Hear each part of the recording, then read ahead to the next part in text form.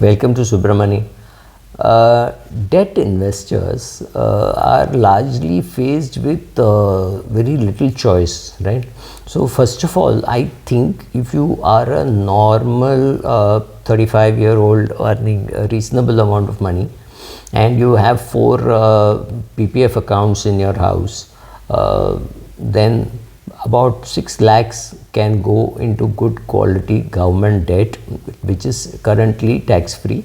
It may become taxable, but I doubt whether it will become taxable. So first 6 lakhs of your money can go there. I'm talking only about the debt portion. Assuming that you are saving about 1 lakh a month, so that is about 12 lakhs a year, and you want to put 6 lakhs in equity that you're putting, and another 6 lakhs you're putting in PPF. That's fine. Forget your ATC benefits. PPF is attractive even without the ATC benefits. So that you are already doing. So this is only for those people who are looking to invest their money beyond this 6 lakhs, right? I'm assuming if you have an HUF, then it becomes 7.5 lakhs, but I'm assuming maybe you have only one kid. So all those things, I'm assuming 6 lakhs can go away there. But if you have money beyond that, or if you are a person who says, no, I don't want to put any money in equity at all, we'll talk about that separately, then you need to look beyond fixed deposits.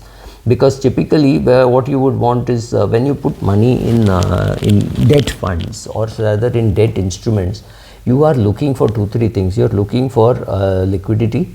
You are looking for solidity. If I put 100 rupees, I should get back 100 rupees. I should get it when I want it. So if I make a State Bank of India or an HDFC Bank fixed deposit, I'm not worried that if I go there, they'll say, aaj paisa nahi hai, kal aao. That won't happen, not to the middle class guy, right? So he's putting whatever amount you want to put. So that is the best, right? You want to, but this is good from a convenience point of view. You just do it online, or you walk to your branch and you do it. But it is very raised to 100 times very tax inefficient, because all the interest you will pay tax on.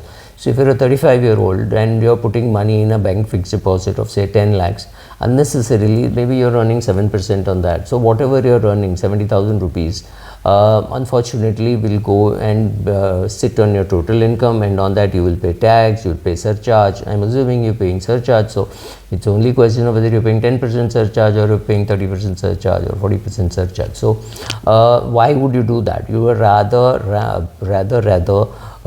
put it away in a place where you don't have to touch it on a regular basis. So ideally something like a short-term income fund or an ultra-short bond fund, which you will treat like a savings bank account. Whenever you have money, you put into it. Whenever you need money, you withdraw from it. But for somebody who is hell-bent on saying, no, I need a product from the mutual fund industry which looks, touches and feels like a deposit, then there are some choices. One is called the fixed maturity plan, and other one is the target date plan or the target maturity plan. What is the difference? Both of them try to say, okay, this will have a touch and feel of a fixed deposit. So this is the FMP, which is maturing in 3 years and 15 days. So why does this 3 year and 15 days? Because after 3 years, that money that you get, the appreciation that you get on that will be treated as long-term capital gain, and you will pay lesser taxes than you would have paid if it was treated as short-term capital gain. So this is little more tax efficient than a bank fixed deposit. A target maturity plan could be longer, could even have a 7-year time frame or a 10-year time frame. Could be anything, right? If you have a retirement target date plan, it could be 25 years also.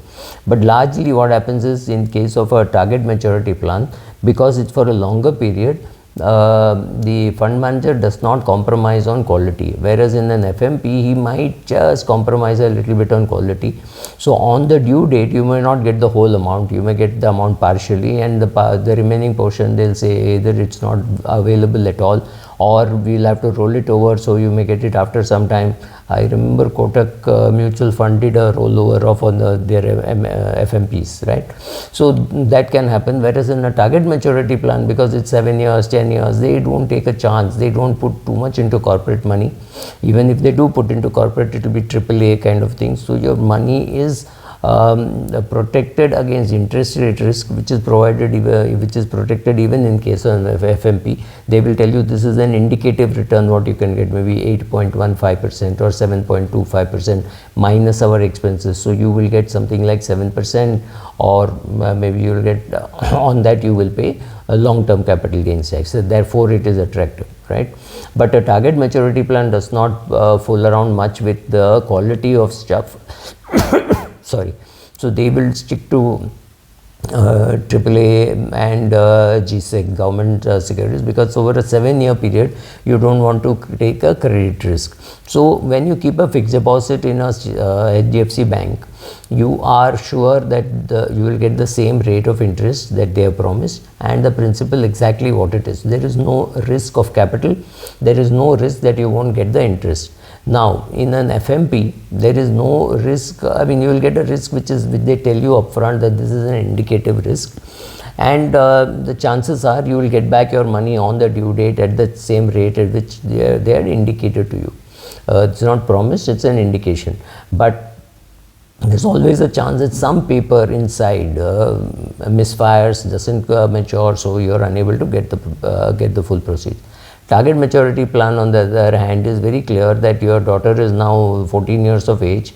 At her age of 21, you think she will go abroad. She is definitely not going abroad after 12. So you know, so you go and put money in a 7-year target maturity plan, which we are talking in 2022. So in 2029, when she needs it, that money will be available. There is very little chance of them going poor on quality.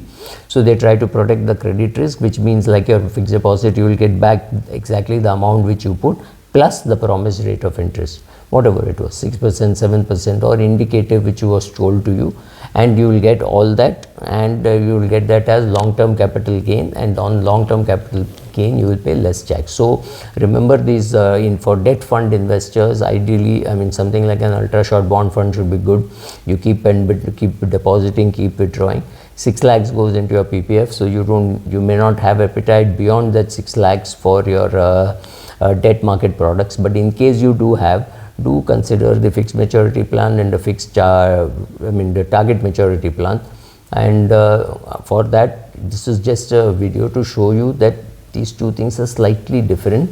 The target maturity plan normally has lesser credit risk than an FMP. Thank you.